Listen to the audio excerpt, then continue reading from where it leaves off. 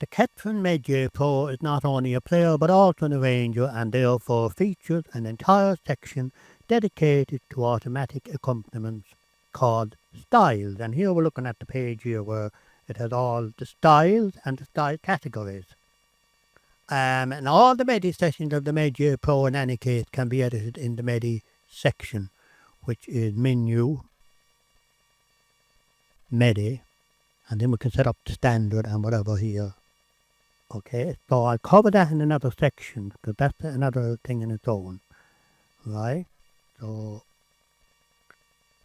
a lyric file may also be displayed on a style when playing a style. So if you want to select a style, play a style, you can attach a lyric file. So let's just go to, and then what you do is you can load that style with the lyric file and you save it to registration. So I have one here saved to registration. So let's say I have a reggae medley here. Okay. And now you can see here my file is attached there and I've got the lyrics for that. Okay. Right. Each style has 3 intros, 1, 2, 3. 3 endings, 1, 2, 3. It's got 4 arrangements. Arrangement A, B, C, and D. It's got 4 fills. So 4 fills. So the 4 fills will be A, B, C, and D. So you get a different fill for A, B, C, or D. You get 4 breaks. A different break if you're on A, B, C, or D arrangement. Now, by pressing the style key, which I've pressed here, and that'll light up the style key, on the front panel you access the main screen of the arranger built in to the instrument. So when we press the style, we're on the arranger part of the instrument, okay? And here you can see our styles and our categories. The main automatic accompaniment categories, which are down here, ballad, pop, dance, party, and so on, they're displayed here on the right hand side. And the first is selected by default when the instrument is switched on. So when you switch on and you go here, probably ballad here will be selected and ballad 1. The keys for specific functions are displayed lower down on the screen. So lower down here on the screen then we've got the different function keys. So we've got key start, and key start, if you have it off or on, if you have it on, when the key is on, an automatic accompaniment is enabled. When you play a chord on the lower section of the keyboard connected to the MIDI in of the instrument without having to press the start or stop key on the panel. So if I have my ballad, A ballad 1, key start, and then if I play a chord here on the left hand side, which I'm going to do now. So that starts up my style. Okay. So the key stops the accompaniment when you lift your hand off the lower section of the keyboard. Okay, so you see, press the chord, hold the chord, and then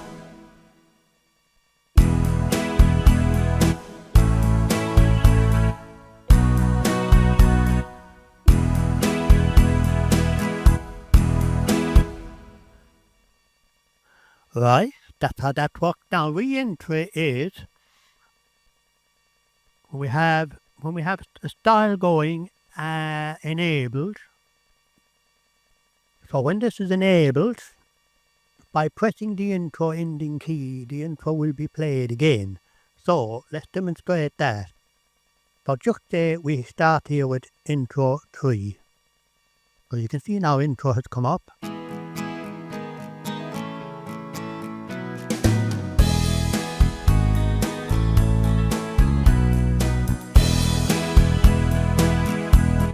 Now I'm going to press re-entry, and then I'm going to press the number 3 again, and you see what happens.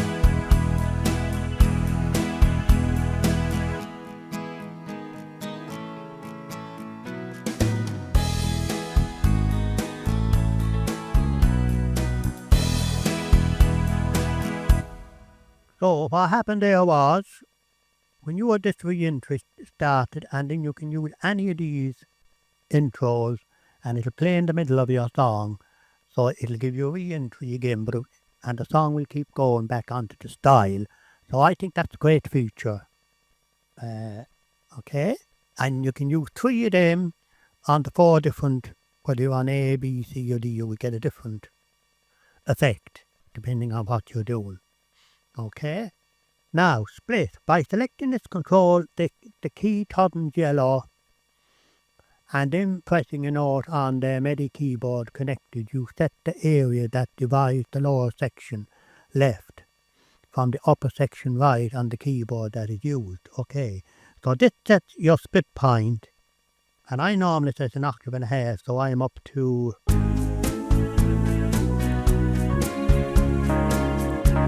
there. So that's for my split is there, so that's on a B2, my split is that. So that's handy there, you can select it there, and then press the key and it'll select what you want. Now I have already just done and saved, so that's how you do it. Now the hold, which is this key here, the hold on, hold off, hold on. I have the hold on set that it stays on because I want my chord to hold my chord. So it keeps the accompaniment playing even when you stop playing the chord with your left hand until you play the next chord.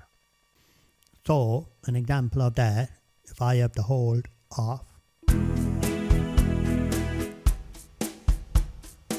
so the accompaniment stopped, drums are still going but the accompaniment has stopped.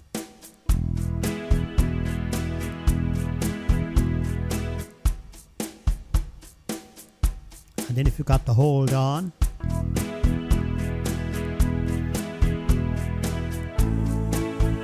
it stays on even though I have no hands, look. Right, so that's a nice handy way there if you want to, if you're in the middle of a song and you have the crowd going with you and you want to just have the drums going. So a great example of that is the Gambler. I would use something like that in the Gambler when you're in the middle of it and you want to get the people singing and you just get the drums playing, and then you could do a piano slide or whatever. So it's handy for that. Now normally you would have this hold left on because you want the accompaniment to follow you. Okay, we have the main style controls then here are next underneath. So these are the main style controls along here. So I'm going to go through each of these. So the main controls are at the bottom, like I said, along here. Intro, ending, 1, 2 and 3, which is here, 1, 2 and 3. Intro. And, right, that's giving me my intro. If my style is playing, so my style is there now playing, okay, so my ending goes. Now it becomes an ending. That's how that works. Okay.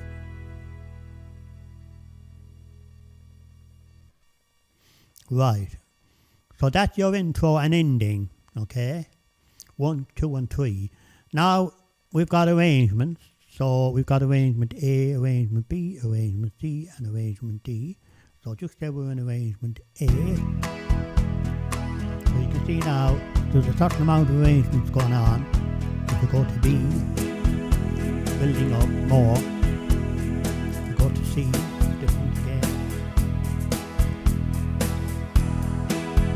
And then D will be the most aggressive with the most going on your arrangement. Okay, so that's how your A, B, C and D arrangements work. On next here then over we've got a fill and a break. So let's talk about the fill.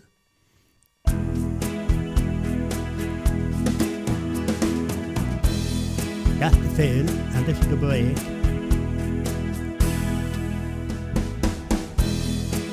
Okay, and again, depending on where you are here, so if you're doing it here,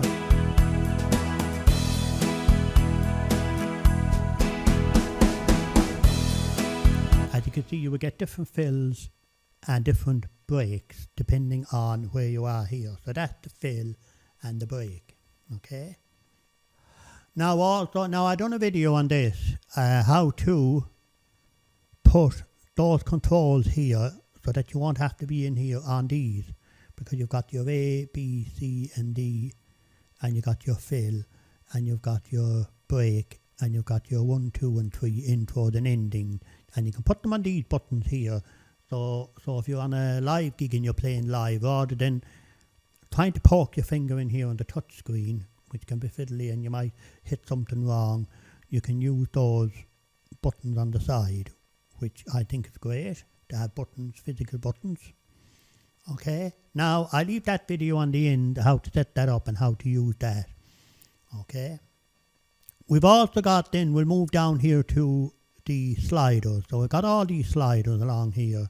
Sliders are used to adjust the volumes of the drums, bass, the harmonics, accompaniment section, chords and so on, and the lead section of the keyboard, namely on the left and right split respectively.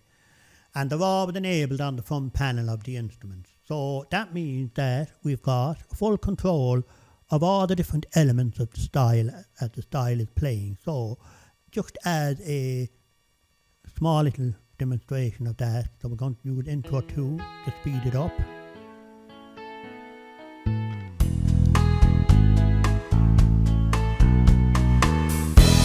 So here we've got main volume. Here we've got style volume.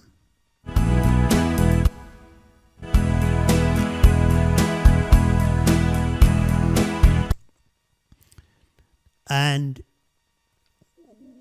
each of these in drums, bass, chord, orchestra lower and in the lead instrument, we've got separate controls for all these. So drums,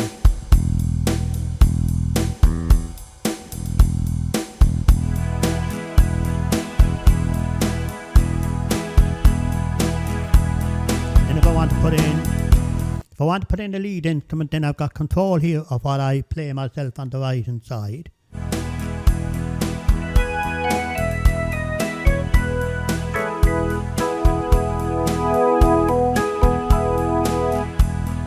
Okay, that's them controlled on the front panel, right? Also, if you do like this video, please give me a like down below, and don't forget to subscribe to my channel as well. It'd be much appreciated.